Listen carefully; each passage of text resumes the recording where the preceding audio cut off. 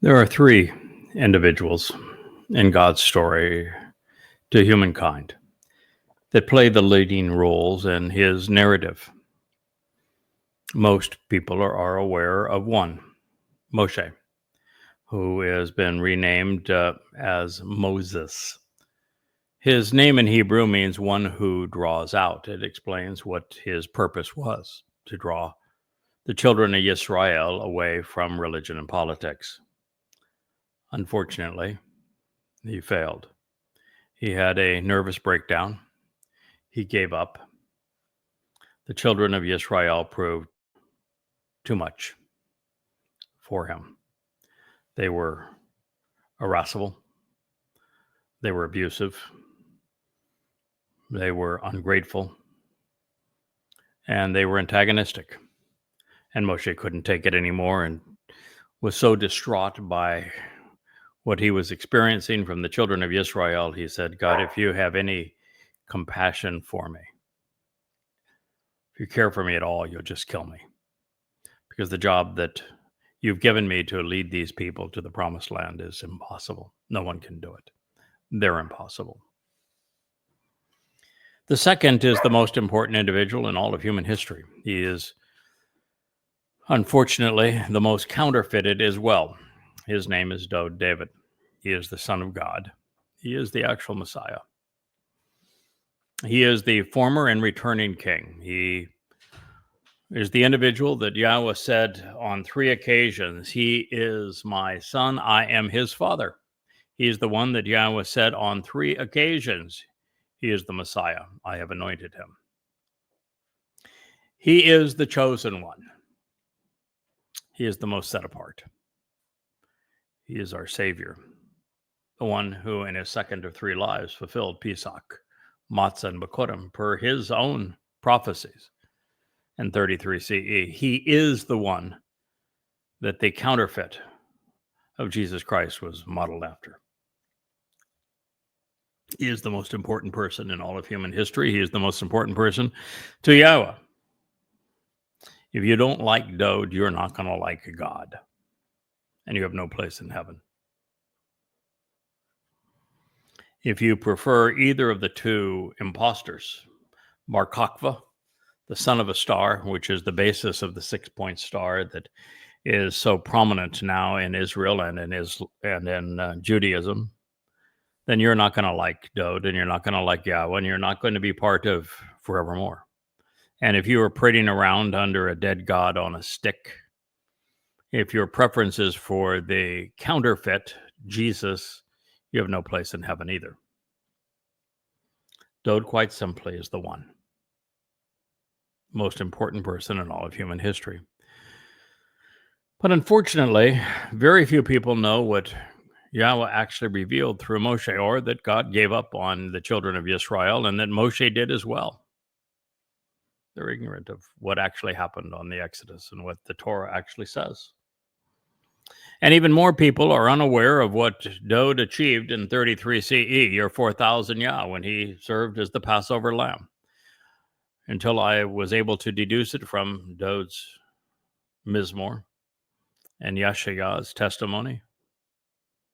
No one on earth recognized that Dode was our Savior, in addition to our returning King, Messiah, and Son of God.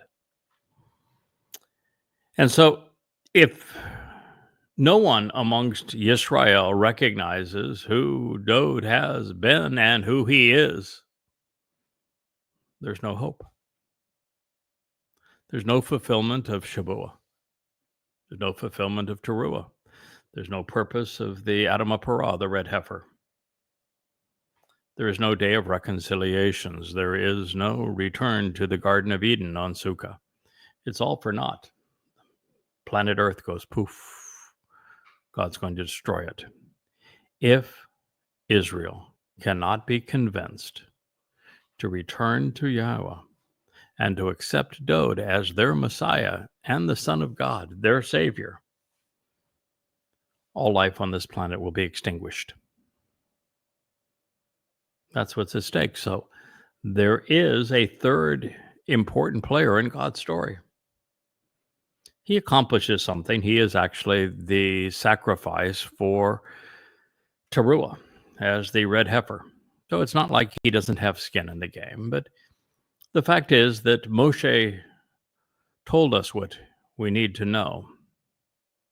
Dode did what we need to understand.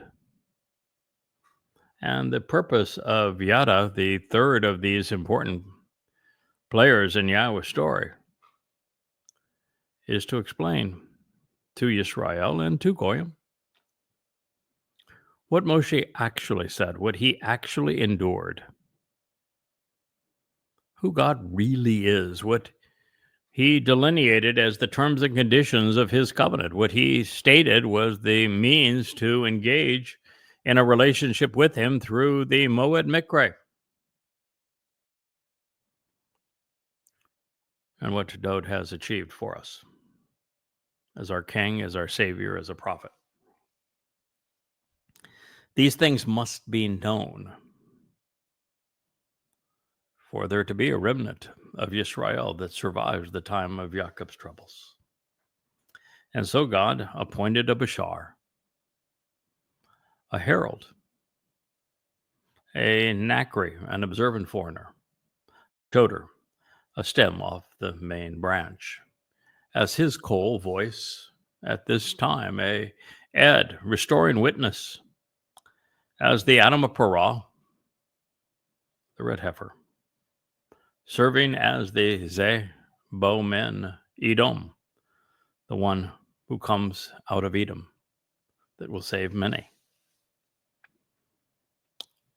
His name is Yada. He is speaking to you now. And whether or not you want to accept that God would choose a Goy to call Israel back home or not is really of no matter. You can either agree with God or not in this regard, because he is explicit.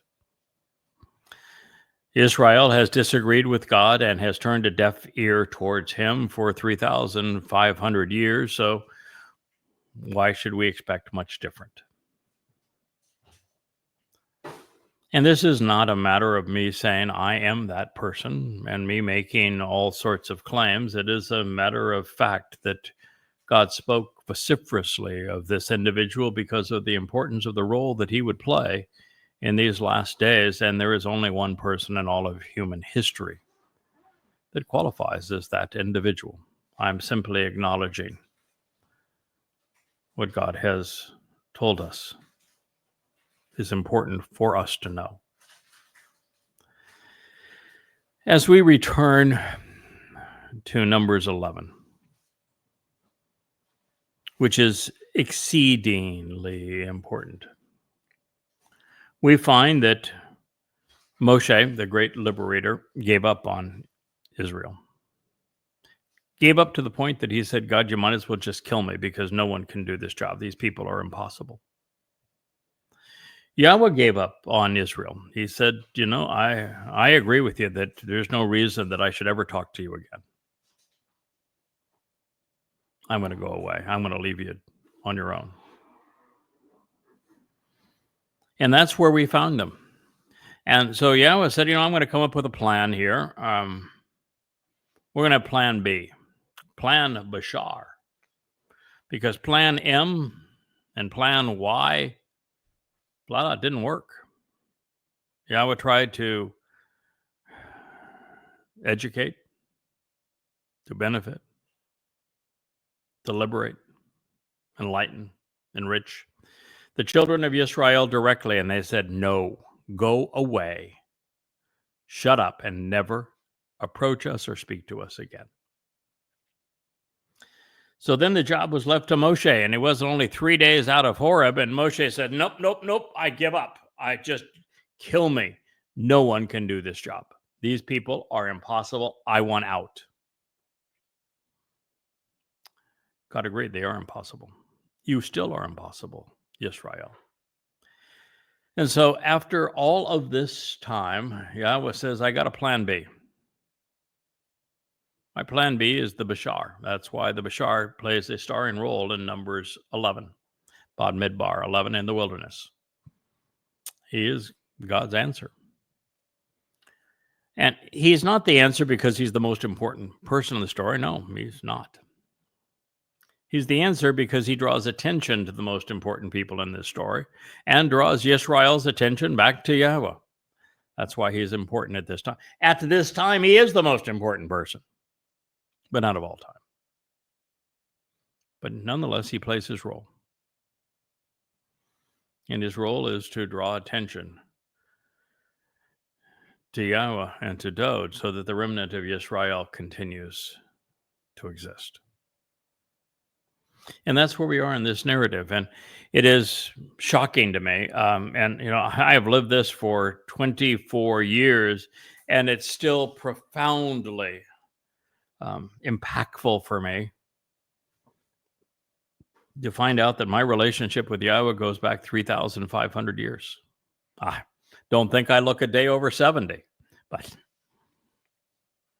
yeah, my relationship with Yahweh goes back 3,500 years. I was there with Dod in the tent of the restoring witness. We know this because in the midst of this testimony, in terms of the moment when Moses said, I'm done, I can't do this, these people are impossible, and God agreed with him.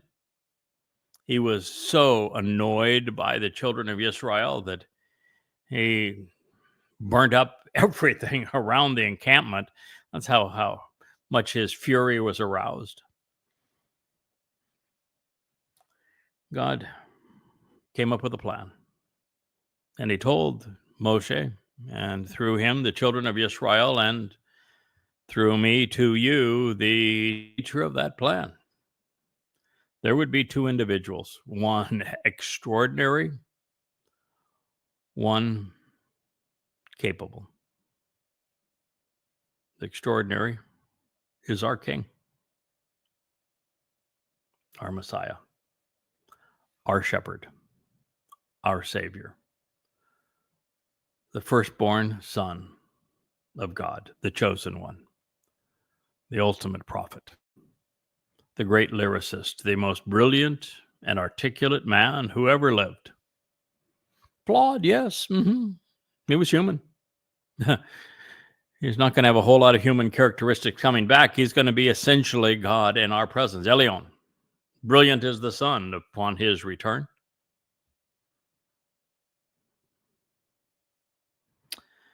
And so in the midst of this narrative, where it looks hopeless, where God's given up on Yisrael, and so has Moshe, that God said there's going to be two individuals who will be filled with the Spirit, and that Spirit will remain on them forevermore, and they will prophesy on behalf of Yahweh, and that they will ultimately redeem God's people. And those two individuals are named Eldad, God's beloved, Dod, the beloved of Yahweh, and Medod, the one who has pondered everything there is to know about Dod and has served as his right hand.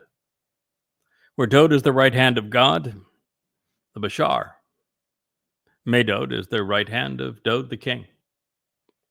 And he has thought it all through. The first person to understand that Dod, David, would live three lives. His first life, he was the Messiah, he was the king, he was the Son of God. He was a great prophet who told us everything he was going to achieve in his second life and his third. And in his second life, in year 4,000 Yah, because his first life concluded 4 years prior to year 3,000 Yah, and in 4,000 Yah and 33 C, he fulfilled Pesach Matzah Makodim just as he said he would do. He was the one who was crucified, just as he explained in the 22nd Mizmor. He's the Son of God and the Messiah that the myth of Jesus was based upon.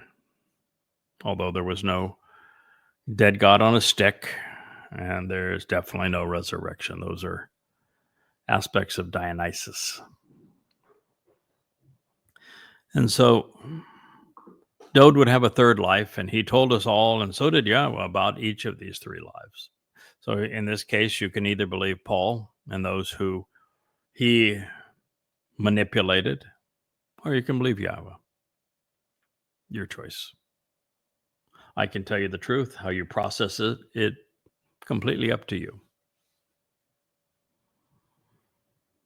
But in the end, Dode would have a herald, and he would tell you the truth, and there'd be one person that would understand everything that Dode has achieved, and his name in this story is Medod, the one who has pondered the implication and serves as the right hand of God's beloved. So then we read, but then there were two individuals. But then there were two individuals. But then there were two individuals. There were two. Beyond Moshe, there were two. Do you understand that? There are three men in God's story. Three. Now, there's lots of people that played roles. Adam certainly did. Chakmah, absolutely. Noach and his sons and his wife, his son's wife, surely. And, then there was Abraham and Sarah. There was Jacob. And before him, Ishak, his father. And then there was their children of Rachel and Rebekah and their handmaids and the 12 sons of Israel. There were lots of players in this story. It was ultimately Samuel, who was a great man. Moshe, even before him, great, great man. But then it all comes down to Dode.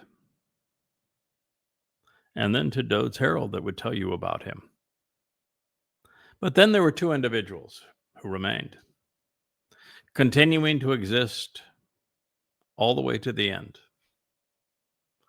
And they were spared on behalf of the final remnant, Zar, who were preserved for the remainder, continuing to the end, within the encampment as a favor.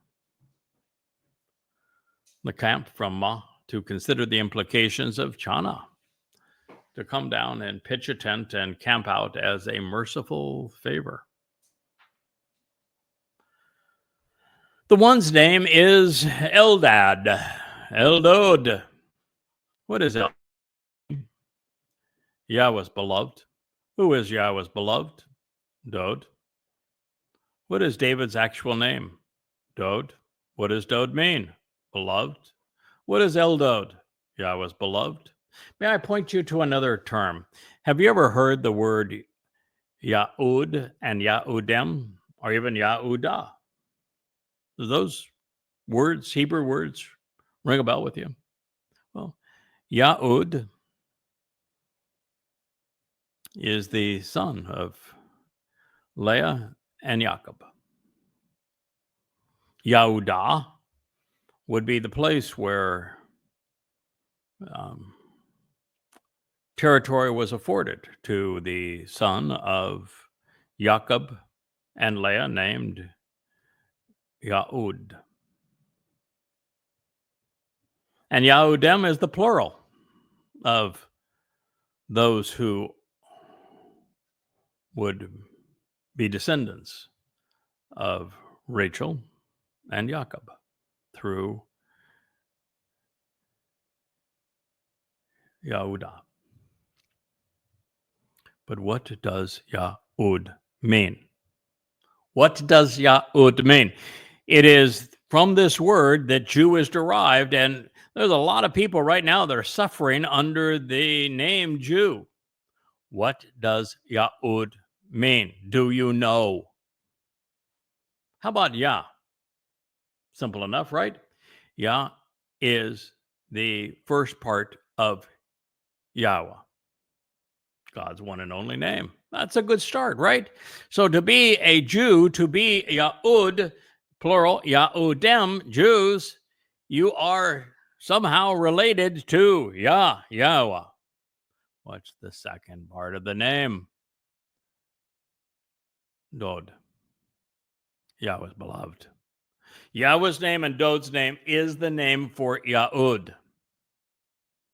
It is the name for Yahudim in the plural. It is the name for the place, Yahudah, the province around Jerusalem. Yahud, beloved of Dod, beloved of God. It is Eldod, God's beloved. The one name is Eldod, God's beloved. And the second's name is Medad. M-Y means to ponder the implications of, and Dod, to contemplate everything that pertains to Yahweh's beloved Dod. He's cast as Dod's devoted friend. He is Dod's Bashar, his herald. This is actually not the first time that the relationship between Medod, Dod's herald, the one who ponders the implications of Dod, and Eldod, the Yahweh's beloved, are described in the Torah. The first time actually goes back 6,000 years ago, when Yahweh told us that there would be a greater and lesser luminary, and that these two individuals would represent the sun and the moon, and that one would be brilliant and the other would reflect the brilliance of the other's life. And the two of them would serve as the means to understand and to fulfill the Moed, Dod fulfilling Pesach, Matz, and Bakurim as the sun, as the greater luminary, and Yada as the other, Medod, to fulfill Shabuah and Towrah, so that there is a homecoming on Kippurim. The name, the identity, the personal designation for the one is Eldod, God's beloved, and the second's name, his designation, his renown, is Medod, the one who comprehends Dod and is cast as Dod's beloved friend and supporter, his adoring hand. And the Ruach spirit, she came to rest, settled, and continually remained upon them forevermore. On the beloved of God, and upon the one who pondered the implications of God's beloved. Uniquely, powerfully, inspirationally. The Ruach spirit of Yahweh, the very breath of God, came to rest, settled, and continually remained on these two men, because they are God's answer. And then God says, they were the writers. Moshe had a lot to say, and he wrote a lot down. Do you know who wrote more than Moshe? Dod? Do you know who has written more about what Yahweh had to say to us than Moshe and Dod combined? Medod. Yada. Dod's herald. What does Yahweh say about the Choter? Yashaya, Isaiah 11. It not only says that the spirit of Yahweh came upon him. In fact, the 7 spirits of Yahweh came upon him. What does it say that he will do? He writes the Nesh. He writes the sign, the banner, that Yahweh displays to call his people home. He is a writer.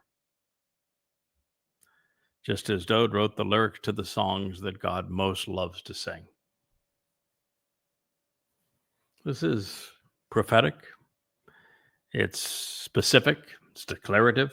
It's profoundly important. And yet, This is the first time ever,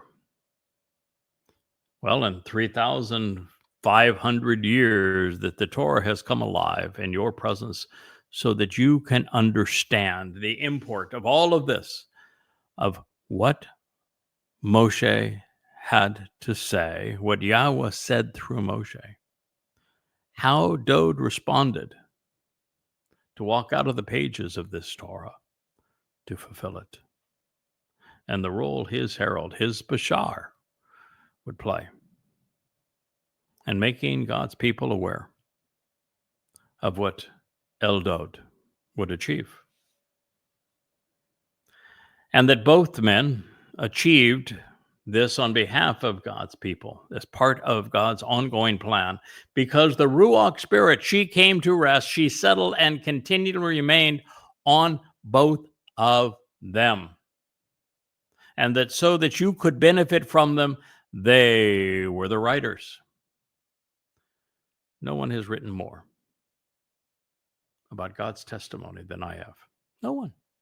Not any rabbi, not any priest, not any pope, not any other prophet. I have written and shared more from Yahweh than anyone else ever. And second unto me is Dode, and third unto me is Moshe. Fourth is my beloved pal, the one who authored the textbook on how to perform as the Choter and how to receive the Choter and respond to him. Yashaya Isaiah. We are the writers. It is Yahweh's preferred means of communication. It is why there are not just a few, but 35 books. 35 books. We'll speak again about harvests this evening. And these are not little books. These are books that, well, this one is 825 pages and is one of the 35. We are writers. I would happily continue to write. I love writing. I spent some of my time this morning translating and commenting on Yahweh's testimony and Devarim, as he spoke of the final disposition of Miriam, which was not pleasant, because she thought that she could also speak for God. And very few people are called to do that. None more so than the three: Zeroah, Moshe, Dode, and Yada. And if you get in their way, Yahweh will run right over you. And particularly at this time, there is no alternative. Just as there was no alternative to Moshe, no alternative to Dode, no alternative to Yada. We succeed or the entire human experience fails, which is why we were given the Ruach of Yahweh. It is why we were asked to write. And I would be continuing to write if it wasn't for the fact that Yahweh came to me in December and said, "Young man," and I can't be all that young since I had a presence back 3,500 years ago, but by comparison to my father, who was infinitely old, he likes to call me young.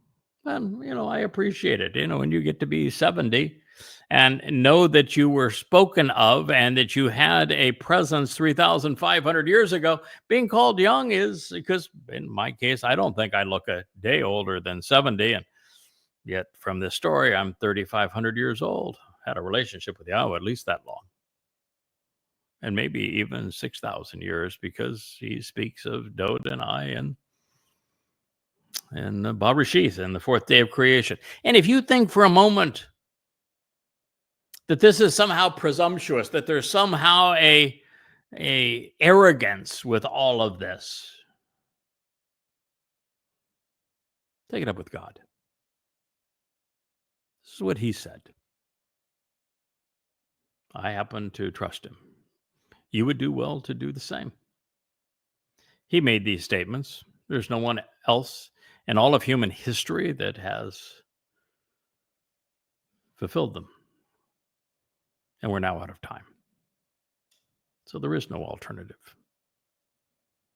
You don't like God's choice? Too bad for you. You can be like the rabbis and not be pleased that God chose all of these accolades for Dowd. You could be like the rabbis and try to make Moshe in your image as opposed to who he actually was. You can be like the rabbis and deny Yahweh's name and write right over him. You can be like the rabbis and pretend that your Talmud is a Torah. You can do all of those things, free will and all. But it's not going to work out very well for you. They were among the writers. It's Yahweh's preferred means of communication. It's not his only means. Moshe spoke to the people of Israel. Dowd sang songs to the children of Israel. I wrote books to the children of Israel. And now we have turned on all of these lights. You can't see them because they're surrounding the camera, but there's I don't know if I'd say a score of them. That might be a little much, but not by much of an exaggeration. And this one camera. Because Yahweh said, I want you to do this. And my relationship with Yahweh is really simple. God says, I do. I listen and respond. It's enough for me. Should be enough for you. That's the way we work together.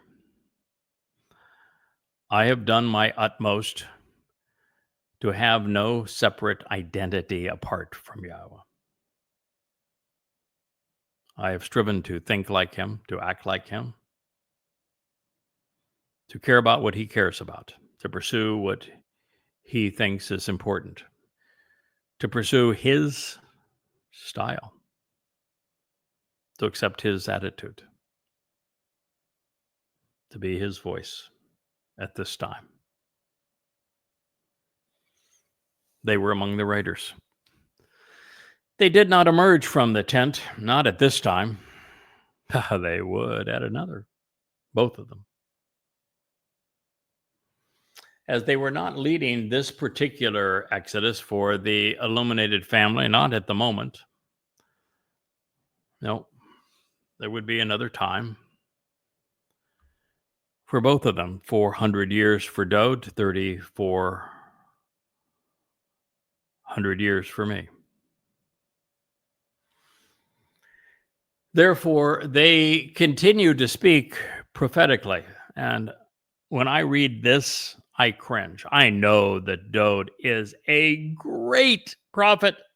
And his 22nd Mizmor, it describes how he would serve to fulfill Pesach and Matzah, and that he would endure crucifixion 700 years before crucifixion even existed. And he gave this narrative 1,000 years before he endured it. And then a few hundred years later, he met with Daniel as Gabriel to explain the exact timing that he would fulfill Pesach, Matzah, and Bokodim. He even explained why he volunteered to do this, how he came to understand that this was his role, and why Yahweh agreed with him. It was a great, great prophet. He spoke of our relationship as well. He wrote the entire 14th Mashal proverb, specifically of how we would work together and what my attributes would be as they melded with his own. I'm sure it tickled him no end, as the most brilliant and intelligent man who has ever lived, to say that his herald would be a bright fellow. And as a man who struggled with women, even though he had lots of them, and his herald has but one, I'm sure it pleased him no end to know that his herald would find the right one, and she would be brilliant too. Of course, her name would even be the same name as the woman who gave birth to Yehudim, the very tribe from which Dowd emerged. Therefore, they continue to speak prophetically, communicating the message of God, independent of the others.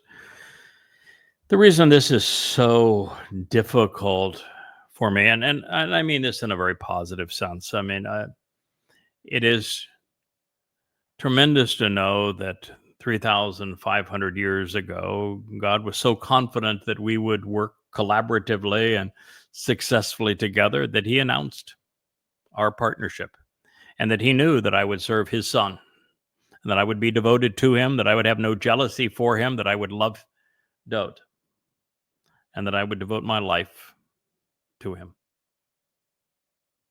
And that's a very long time, because it's going to last all eternity. And I'm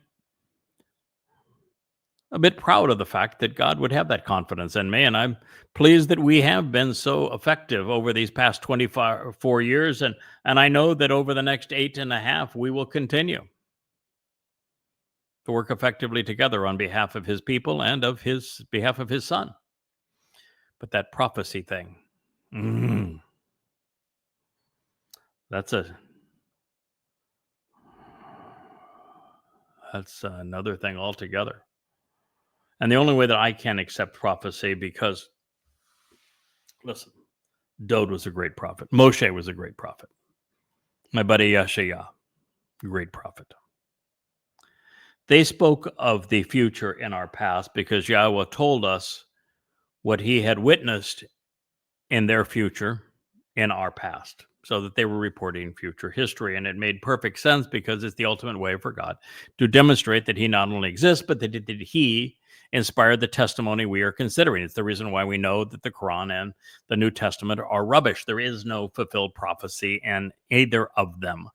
And there's not even Yahweh's name. And yet in the Torah, prophets, and Psalms, there's fulfilled prophecy everywhere.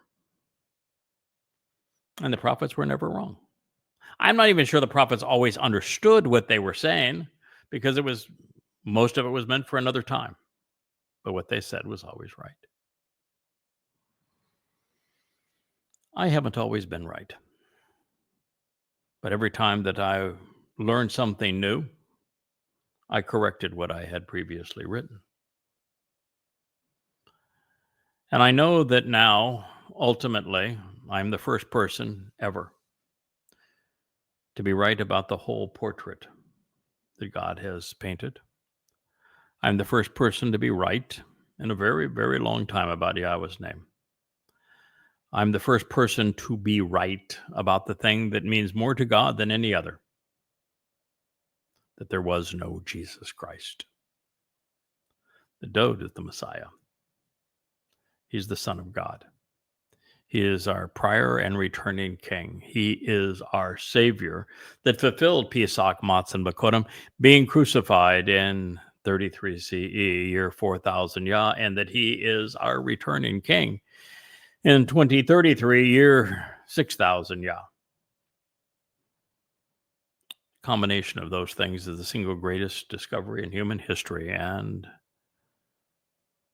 speaking prophetically about them,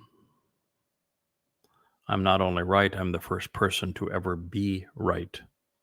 And to this extent, along with the fact that I have laid out the entire timeline from the garden back to the garden over 6,000 years, and delineated when everything transpired, and explained exactly what happened, when, and why, and by whom, no one has ever been more right, more complete.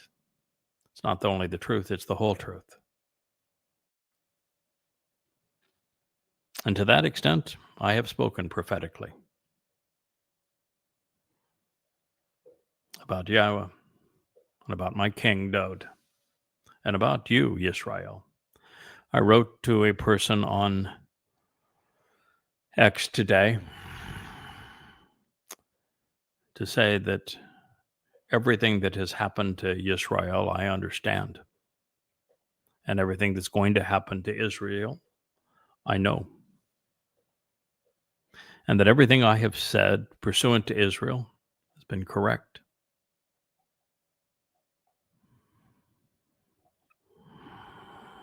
From Yahweh's perspective, that is what being a prophet, a Nabi, is all about.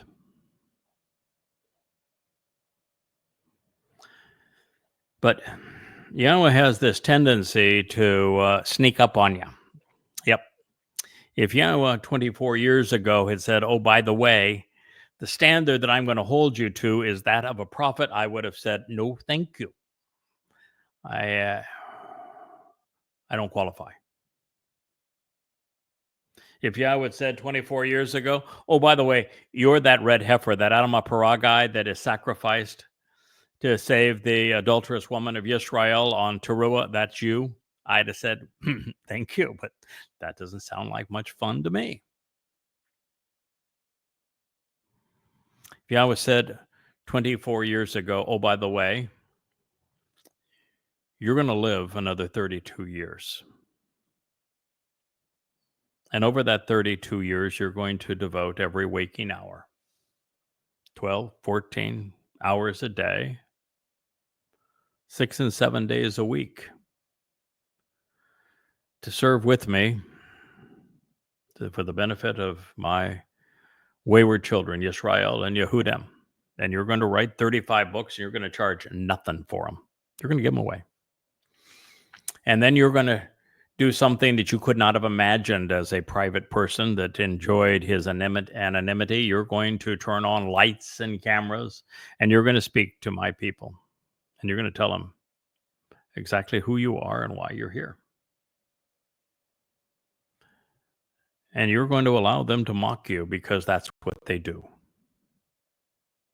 But you're going to be relentless, and you're going to prevail. You're going to achieve what Moshe did not, what Dod did not. You're finally going to get my people's attention. Now, you're not going to do it alone. You already made that really clear. You're not going to work alone. I'm going to be there with you with the 7 spirits of Yahweh. I am there with you. We're going to do this together. But still, can you imagine if God laid all that on him and then said, oh, by the way, the standard I'm going to hold you to in the end is that of a prophet? No. Yes. I would have, every fiber of my body would have said, no, I can't do this. It's too much to ask. Yes, I will do this. It's the very least I can do. Therefore, they continue to speak prophetically, communicating the message of God independent of the others, fortuitously, compassionately, within this encampment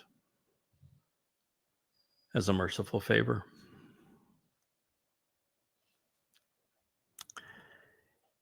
If you want the Torah to come alive in your life, if you want it to be pertinent to where you are right now at this moment, it really doesn't get any better than this. God is speaking to you directly.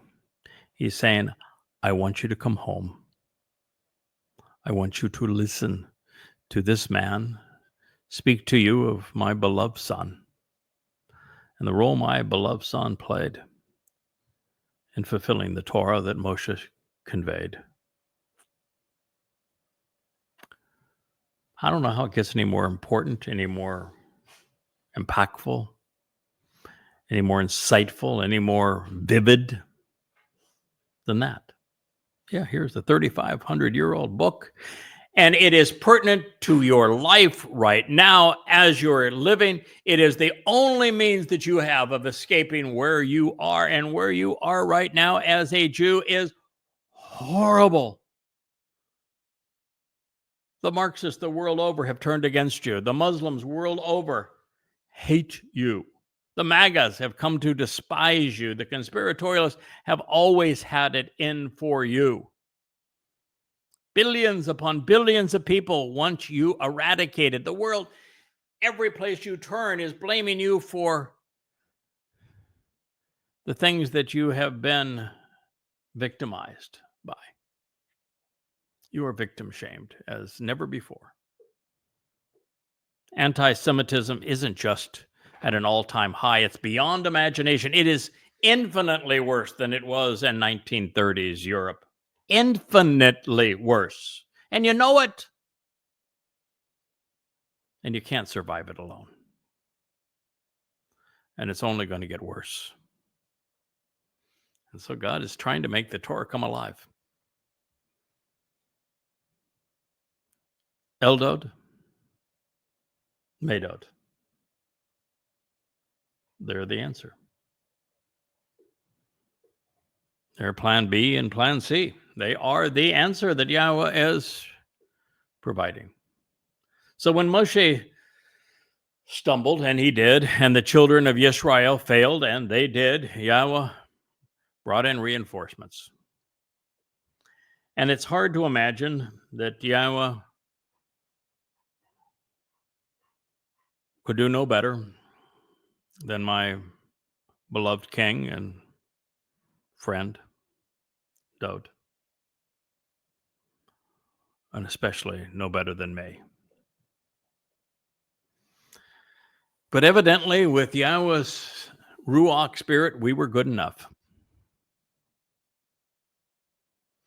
And we became the final Zeroah, Eldod and Medod. Dowd and Yada, the greater and the lesser luminaries, the king and his herald. They were not only filled with the Spirit, the Ruach of Yahweh would remain on them. And as a result of her inspiration, they would be prolific writers, reading so much more into God's story than anyone had ever perceived before. And so it would be with Moshe, Dowd, and Yada, collectively writing more than all others combined, from Moshe, the Torah, from Dowd, the Mizmor, and the Mashal, and from Yada, the 35 volumes of Yada Yahowah.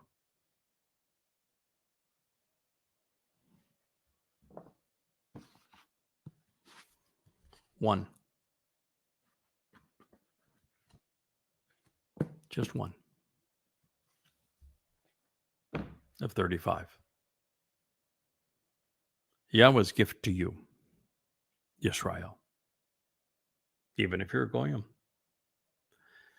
And that their contributions would be for another time. Eldod and Medod did not emerge from the tent, no, not at this time. But those they represented would 400 and 3,400 years thereafter. Yahweh, who exists outside the confines of time, developed a relationship, really, with his beloved son and his son's best friend, his herald. Long, long time ago. It would be the most prolific relationships ever. And they would both speak for Yahweh, not only then, but now. This is, therefore, Yahweh's great favor of compassion for those wanting to camp out with him. Now, it's interesting, of course, that my great passion to share every insight that I can glean from Yahweh's testimony that the Spirit reveals to me causes us to spend an hour and not even back to where we were when we concluded our last program, but such is the case here. I have not even returned to where we once were. But yet I think that we have used this time wonderfully. And so I'm going to conclude this program because we are nearing family hour. In less than 20 minutes, we will be together with Kevin and my great friend, Captain Kirk. Leah is sure to join us. We may even have Rich. And we will begin family hour, returning to this very book, Katsir Harvest, tonight, 6 o'clock. Eastern Daylight Time on the U.S. East Coast, 1 o'clock a.m. in the morning for Israel. And you may be up. I know that there's lots of bombs that are coming your way and missiles and drones and the like. And I feel like I'm there with you, taking all of the hits right along with you. And so we can share this evening together. I thank you so much for listening. Please come to appreciate Yahweh's name. Come to accept that though David is his beloved son, your Messiah, our King. And all will be right again with Yisrael. I am Yada Bashar, and this has been a special episode of the YAHOWAH blog.